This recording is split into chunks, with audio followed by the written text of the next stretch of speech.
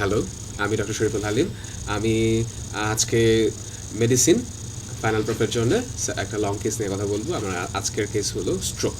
ওকে, তো স্ট্রোকের লং কেসে আমার কথার যে কথা বলার উদ্দেশ্য হলো একটা পেশেন্ট যখন আমরা ফাইনাল প্রপে একটা লং কেস এনকাউন্টার করবো স্ট্রোকে, কীভাবে আমরা অ্যাপ্রোচ করবো সেটাই আমার মেইন টপিক আজকে কথা বলার।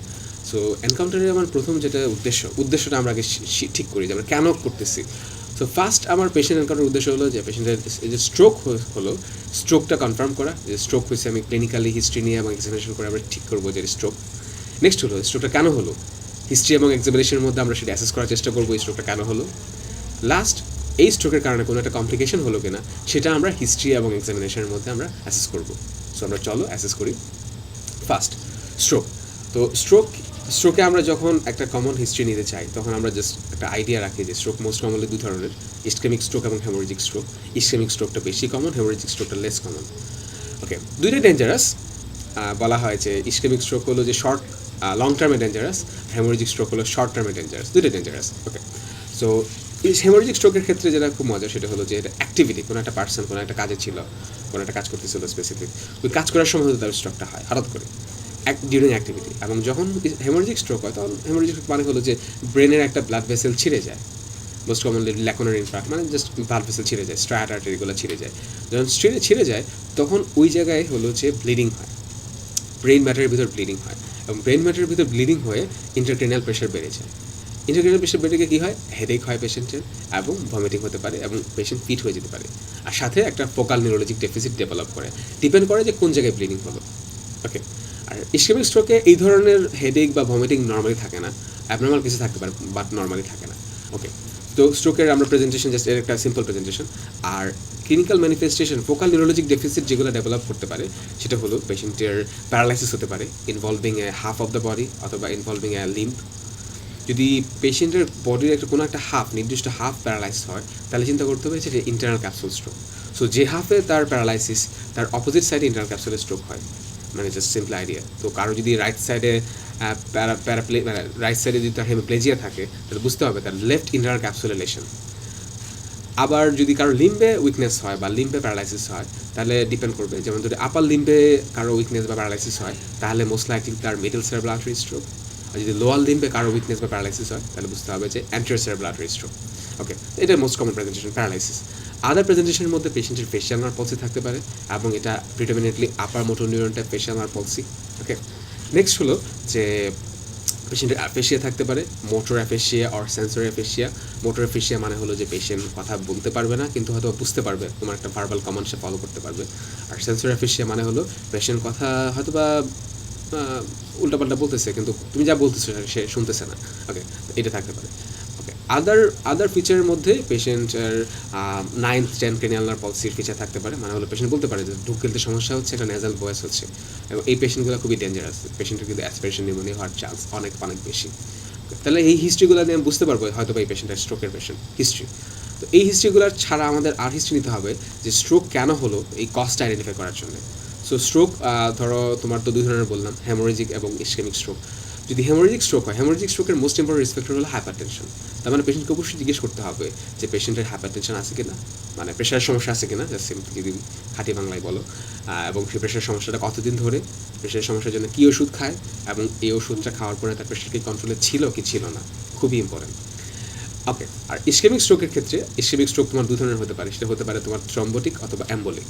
থ্রম্বোটিক মানে হলো যে তোমার জাস্ট হয়তো বা ব্রেনের ব্লাড ভেসেলের ভিতরে অ্যাথেরোস্ক্লেরোসিস হয়ে গেল, অ্যাথেরোস্ক্লেরোসিস হয়ে অ্যাথেরোমেটার যে প্ল্যাকটা আছে ওই প্ল্যাকটা রাপচার হয়ে গেল, অথবা ওই প্ল্যাকের সার্ফেসে আলসারেশন হলো, তখন কী হবে, ওখানে থ্রম্বাস ফর্ম হবে, ক্লট ফর্ম হবে।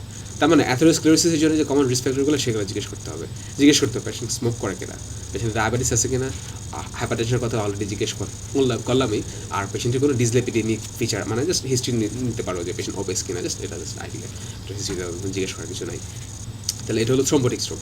এম্বোলিক স্ট্রোকের মোস্ট কমন সোর্স অফ এম্বোলাই হলো সেটা হার্ট। হার্টের ডিজিজের মধ্যে মোস্ট কমন ডিজিজ হলো মাইট্রাল স্টেনোসিস অথবা হার্ট ফেলিওর বা অ্যাট্রিয়াল ফিব্রিলেশন যদি থাকে, তাহলে পেশেন্টের লেফট এট্রিয়ামে হলো যে ক্লট ফর্ম হয় চান্সটা অনেক বেশি থাকে, এবং সেই ক্লটটা যখন ডিসলস হয় তখন সেটা হলো যে তোমার cerebral artery, specially middle cerebral artery থেকে ইম্প্যাক্টেড হয়ে ওখান থেকে ইসকেমিক স্ট্রোক হতে পারে। সো এটা জিজ্ঞেস করতে পেশেন্টকে জিজ্ঞেস করবা যে পেশেন্টের বুকে ব্যথা বা বুক ধরফর করা এই ধরনের কোনো সমস্যা আছে কিনা বা কখনো ছিল কিনা, এই জিনিসটা জিজ্ঞেস করতে হবে। পেশেন্টের শ্বাসকষ্ট হয় কিনা, পরিশ্রম করলে কষ্ট হয় কিনা, এই জিনিসটা জিজ্ঞেস করবা। নেক্সট হলো তাহলে আমরা এগুলো হলো যে কজ আইডেন্টিফাই করার জন্য এই জিনিসগুলো, এবং নেক্সট হলো আমরা হিস্ট্রি দ্বারা জিনিস করবো পেশেন্টের কোনো কমপ্লিকেশন ডেভেলপ করলো কিনা স্ট্রোকের জন্য। স্ট্রোকের জন্য মোস্ট ইম্পর্টেন্ট কমপ্লিকেশন যেটা ছিল অ্যাসপিরেশন নেওয়া নেয়। তাহলে তুমি পেশেন্টকে জিজ্ঞেস করবা পেশেন্টের কাশি আছে কিনা, পেশেন্টের কাশিটা কি পড়লেন কিনা, কফ যেটা আসছে সেটা কি পড়লেন কিনা, পেশেন্টের জ্বর আছে কিনা, পেশেন্টের শ্বাসকষ্ট বুকে ব্যথা হয় কিনা, এই জিনিসগুলো খুবই ইম্পর্টেন্ট অ্যাসপিরেশন নিউমোনিক হিস্ট্রি হিসেবে। তো এই জিনিসগুলো জাস্ট বেসিক আইডিয়া। আর পেশেন্টের বাউল ব্লাডার হ্যাবিট জিজ্ঞেস করবা, কারণ অনেক সময় পেশেন্টের ইউরিনারি বা হলো যে ফিকাল ইনকন্টিনেন্স ডেভেলপ করতে পারে যদি স্ট্রোক হয়, স্পেশালি ফ্রন্টাল লোব যদি স্ট্রোক হয়, ফ্রন্টাল লোব স্ট্রোক হলে ইসকেমিক বা হেমোরেজিক, তখন হলো পেশেন্টের এরকম বাউল ইনকন্টিনেন্স বা ইউরিনারি ইনকন্টিনেন্স ডেভেলপ করতে পারে, খুবই ইম্পর্টেন্ট জিজ্ঞেস করা। ওকে, তো এইগুলো হলো হিস্ট্রি। নেক্সট হলো এক্সামিনেশন। এক্সামিনেশনের মধ্যে আমাদের সেম, আমরা ডায়াগনোসিসের জন্য কিছু এক্সামিনেশন করব, কিছু এক্সামিনেশন করব হলো যে কেন হলো সেটা অ্যাসেস করার জন্য, এবং কিছু এক্সামিনেশন করব যে কোনো কমপ্লিকেশন হলো কিনা সেটা দেখার জন্য। ওকে, তো ডায়াগনোসিস করার জন্য যে আমরা এক্সামিনেশন করি, আমরা সিম্পলি জাস্ট নার্ভাস সিস্টেমের যে পুরো এক্সামিনেশনটা করব। সো হায়ার সেক ফাংশন, ক্রেনিয়াল নার্ভস, নেক্সট হলো তোমার আপার লিম্বের মোটর এবং সেন্সরি, লোয়ার লিম্বের মোটর এবং সেন্সরি অল, এবং এই এতগুলো এক্সামিনেশনের মধ্যে মোস্ট ইম্পর্টেন্ট এক্সামিনেশন যদি আমরা বলি স্পেসিফিক্যালি, সেটা হলো তোমার রিফ্লেক্সগুলো দেখা, জার্কসগুলো দেখা, স্পেশালি প্লান্টার রিফ্লেক্সটা সুন্দর করে দেখা, এবং আপার লিম্বে হলো হফম্যান সাইন দেখা, এবং জার্কসগুলো সুন্দর করে দেখা। এগুলো হলো মোস্ট ইম্পর্টেন্ট, বাকিগুলোও দেখবা, বাট এইটা হলো সবচেয়ে ইম্পর্টেন্ট, এবং ডায়াগনোসিসে তোমার হেল্প করবে, কুইক ডায়াগনোসিসে। এবং ক্রেনিয়াল নার্ভসের মধ্যে মোস্ট ইম্পর্টেন্ট হলো যে ফেশিয়াল নার্ভ, মানে নার্ভ 7, 3, 4, 6 এবং হলো 9, 10, এগুলো মোস্ট কমনলি এফেক্টেড হবে, এগুলো ভালো করে দেখতে হবে। তার মানে আমরা জাস্ট স্ট্রোক যে ডায়াগনোসিস করবো, ডায়াগনোসিস করার জন্য এই ইনভেস্টিগেশন, এই এক্সামিনেশনগুলো মোস্ট ইম্পর্টেন্ট। নেক্সট হলো যে স্ট্রোকের কজ আইডেন্টিফাই করার জন্য আমরা কি এক্সামিনেশন করবো। স্ট্রোকের কজ আইডেন্টিফাই করার জন্য আমাদের জেনারেল এক্সামিনেশন ইম্পর্টেন্ট পয়েন্ট হলো পেশেন্টকে পালস দেখতে হবে। কেন? কারণ যদি পেশেন্টের মাইট্রাল স্টেনোসিস থাকে তাহলে হলো লো ভলিউম পালস থাকবে, যদি অ্যাট্রিয়াল ফিব্রিলেশন থাকে পেশেন্টের হলো ইরেগুলার পালস থাকবে উইথ হাই রেট। ওকে, আবার ব্লাড প্রেশার দেখতে হবে, কারণ হাইপারটেনশন একটা risk factor for haemorrhagic stroke. Okay, next হলো আমাকে ক্যারোটিড আর্টারি পালসেশন দেখতে হবে, এবং ক্যারোটিড আর্টারি ব্রুই দেখতে হবে, কারণ হলো ক্যারোটিড আর্টারি স্টেনোসিস হলো একটা থ্রম্বোএম্বোলিক স্ট্রোকের একটা ইম্পর্টেন্ট সোর্স, একটা থ্রম্বাসের সোর্স, এখান থেকে থ্রম্বাস ডিসলস হতে পারে। ওকে, সো এটা আমার ক্যারোটিড আর্টারি ব্রুই দেখতে হবে। তারপর আমাদের হার্ট এক্সামিন করতে হবে, মানে কার্ডিওভাস্কুলার সিস্টেম হার্ট এক্সামিন করতে হবে। হার্টে আমাদের মোস্ট ইম্পর্টেন্ট যেটা আইডেন্টিফাই করতে হবে, কোনো ভালভুলার ডিজিজ আছে কিনা এটা আমাদের অ্যাসেস করতে হবে। ওকে, মানে হলো মাইট্রাল স্টেনোসিস বা মাইট্রাল ডিগ্রেডেশন বা অ্যাওর্টিক কোনো ভালভুলার ডিজিজ আছে কিনা সেটা অ্যাসেস করতে হবে। এটা কজ আইডেন্টিফাই করার জন্য এটা।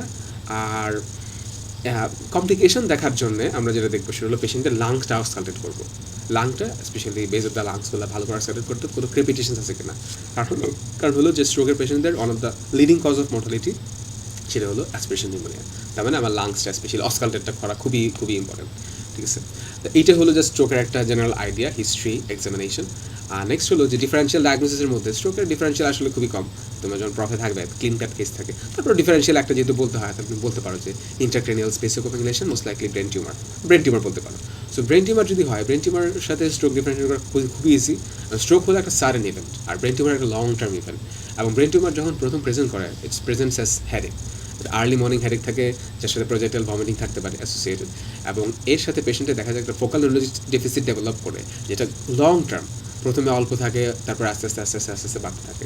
সো এটাই হলো যে একটা স্ট্রোকের লং কেসের হিস্ট্রি এবং এক্সামিনেশনের একটা জেনারেল আইডিয়া। আর যদি ইনভেস্টিগেশন করতে চাই, কী ইনভেস্টিগেশন করবো, সেম প্রিন্সিপাল, ডায়াগনোসিসের জন্য কিছু ইনভেস্টিগেশন, কেন এই স্ট্রোকটা হলো সেই কস্ট আইডেন্টিফাই করার জন্য কিছু ইনভেস্টিগেশন, এবং কোনো কমপ্লিকেশন হলো কি না সেটা দেখার জন্য ইনভেস্টিগেশন। সো ডায়াগনোসিস করার জন্য আমাদের সবচেয়ে ইম্পর্টেন্ট ইনভেস্টিগেশন হলো city scan of the head. ঠিক আছে, মোস্ট ইম্পর্টেন্ট ইনভেস্টিগেশন। অথবা এমআরআইও করা যায়, ইসকেমিক স্ট্রোকের ক্ষেত্রে এমআরআইও করা যায় পরে, but CT scan of the head main without contrast. Okay, তারপর হলো যে কজ আইডেন্টিফাই করার জন্য, সো আমরা ধরো রিস্ক ফ্যাক্টরগুলো অ্যাসেস করবো। তার মানে হলো যে আমরা ধরো ডায়াবেটিস মাপতে হবে, তার মানে ফাস্টিং ব্লাড সুগার, HbA1c, দরকার হলে তোমার ওজিটিটি, এগুলো করতে হবে। নেক্সট হলো তো পেশেন্টের লিপিড প্রোফাইল করতে হবে। আর হলো হার্ট যেহেতু একটা ইম্পর্টেন্ট সোর্স অফ থ্রম্বোএম্বোলাইট, তার মানে একটা ইসিজি, দরকার হলে একটা ইকো করবো আমরা। আর নেক্সট হলো যে পেশেন্টের কমপ্লিকেশন ডেভেলপ করবে কিনা।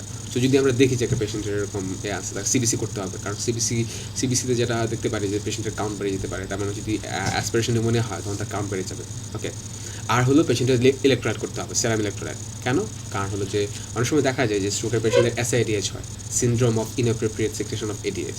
এসআইডিএইচ হলে যেটা হবে সেটা হলো পেশেন্টের ইলেকট্রোলাইট ডিস্টারবেন্সের মধ্যে এডিএইচ অনেক বেড়ে যাওয়ার কারণে তোমার তোমার কি হাইপোনেট্রেমিয়া হয়, মানে বডিতে প্রচুর পরিমাণ ওয়াটার রিটেন হয়, কারণ হাইপোনেট্রেমিয়া হয়।